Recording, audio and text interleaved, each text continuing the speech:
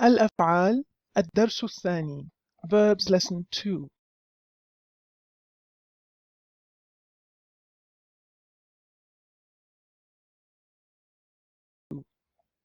Today we're going to look at the concept of conjugation in a lot more depth through examples as well as explanation. We're also going to look at a few basic concepts about the tenses of Arabic verbs, and then we're going to learn how to use a verb conjugated to the first person singular so that you can say I did this or I went here, etc. And then to wrap up, we'll have a bit of a review quiz, which is of course self-paced and you can do in your own time. What is conjugation? In Arabic, conjugation of the verb implies that you have a root, a basic verb, that you're going to manipulate a little bit by adding something to the beginning, like a prefix, or something to the end, which is a suffix, and then derive more verbs from that.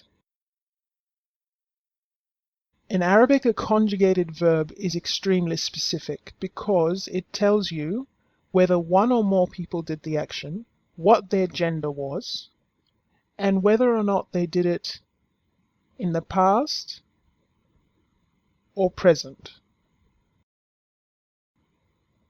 So you start with a root, you manipulate it by adding things to it, and you get, as a result, an extremely specific new verb. So we can say that in summary, a conjugated verb corresponds to a specific pronoun that is either singular or plural, that will either be in first, second, or third person, that will either be male or female, masculine or feminine, and it will also be either a past or a present tense action. Which brings us to the basic concepts of tense in Arabic. We have two main tenses. The present, which is now, and in Arabic that is called al-mudari', or the past, which is everything before now, and that in Arabic is called al-madi. Now, we can also convey the future tense in Arabic in a very similar way to English, where we add a word like will, which in Arabic is sawfa, and that will then make a future tense. However, strictly speaking, in Arabic grammar, the future is only seen as an aspect of the present, but not a tense on its own. Now, one of the best ways to remember conjugation of the past tense is to think that because it's in the past, whatever you're going to add to it is going to be added to the back end of the verb. You're going to put it at the back. You're going to put it behind the verb. All right?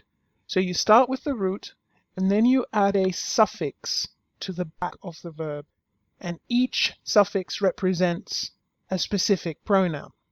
So when you have your root and add a suffix to the back, because you're doing a past tense conjugation, you arrive at a new verb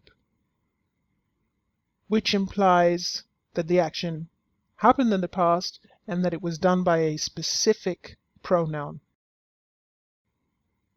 So we start with a root, and remember the root, as we discussed last time, tends to correspond to the pronoun he, and it is always in the past tense. So essentially a root like ka, ta, and ba, which means to write, also means he wrote. So you start with that root, and because you're creating a past tense verb, you add something to the back of that root, and in this case, to say that I did something, you add a ta with a dhamma, which sounds like tu.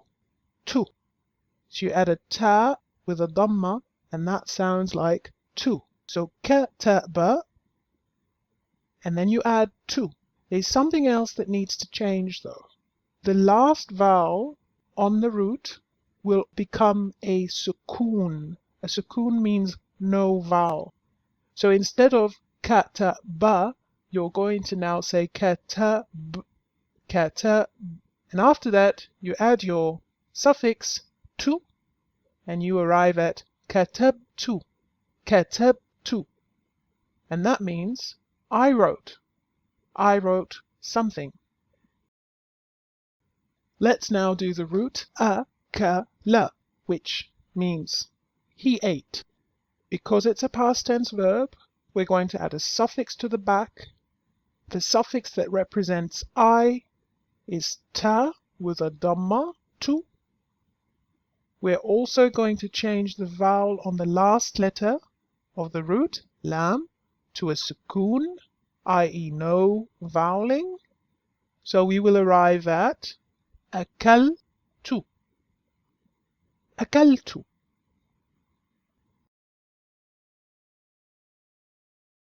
Now you try. If we have the root shariba, which means he drank, and you add the suffix to the back end of that, the suffix which represents I is ta with a dhamma tu. So you add tu to sharib, we get sharibtu, sharibtu. Let's do another example. Now let's deal with the root dhahaba. Dhahaba means went. We add the suffix tu. We silence the last vowel in the root.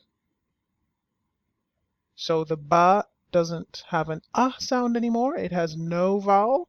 So we get dhahabtu, dhahabtu.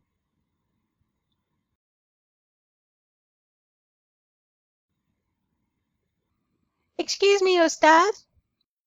Do I need to use the pronoun ana to make a sentence like I ate a sandwich? No, you don't have to. In fact, in this context, ana is redundant because the conjugated verb already implies that meaning. However, it can be used for emphasis or practice, and you will find that it is often used in regional dialects. Thanks, Ustad. Ustad, could you please give us an example of a correct sentence? Sure. أكلت شطيرة. أكلت شطيرة. I ate a sandwich.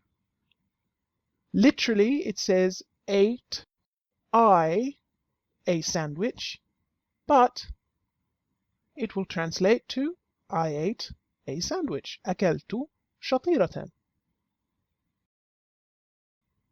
Ustad, but doesn't that mean that the sentence starts with the verb and not the subject? That seems odd.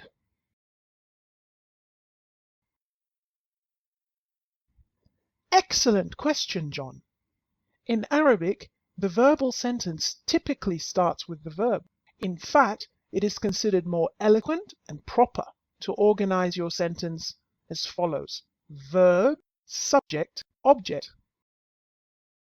Ustad, does that mean that we would be more eloquent if we said Akala Sam shatiratan? Yes.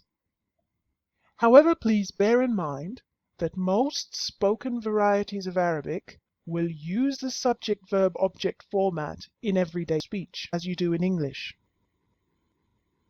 It's also important to note that despite the verb subject-object being the preferred format, you'll find that a lot of literary material will take liberties and use subject-verb-object. And a good example of that is newspaper headlines, where they want to bring the subject of the sentence to your immediate attention. That is the focus. Do you remember the verbs I taught you last time?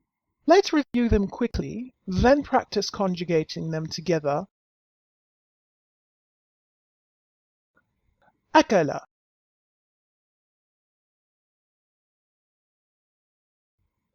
شرب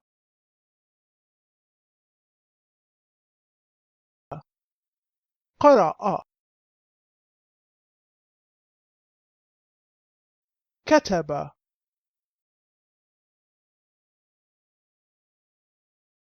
سبح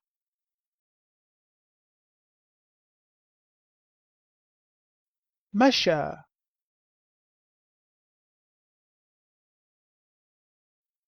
ذهب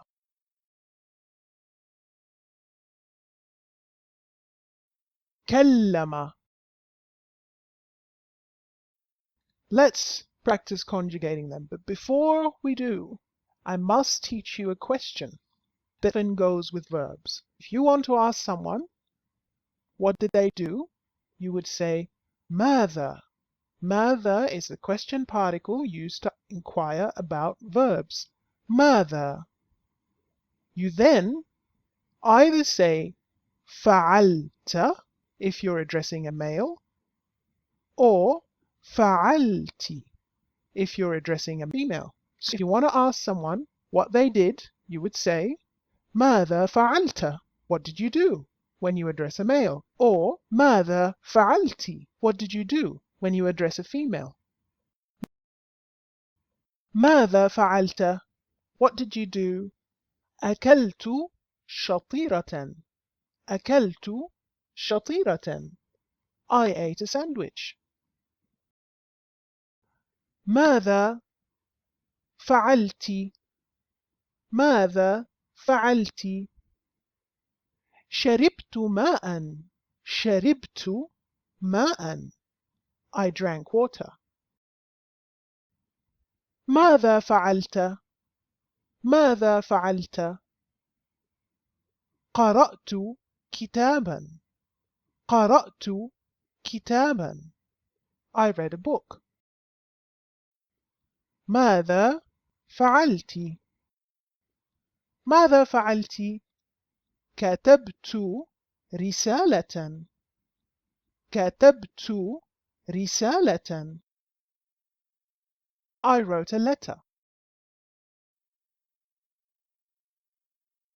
ماذا فعلت؟ ماذا فعلت؟ سبحت في النهر. سبحت في النهر. I swam in the river. And remember that في النهر is a prepositional phrase because it begins with the preposition في. ماذا فعلت؟ ماذا فعلت؟ مشيت في المدينة. مشيت في المدينة. I walked in the city. ماذا فعلت؟ ماذا فعلت؟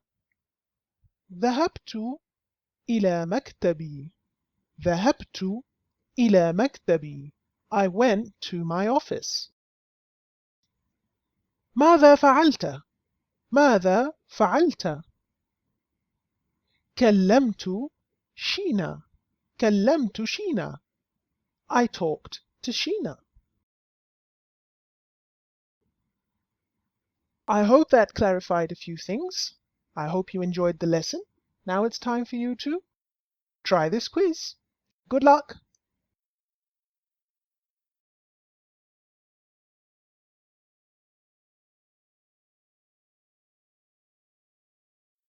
شكرا وإلى اللقاء.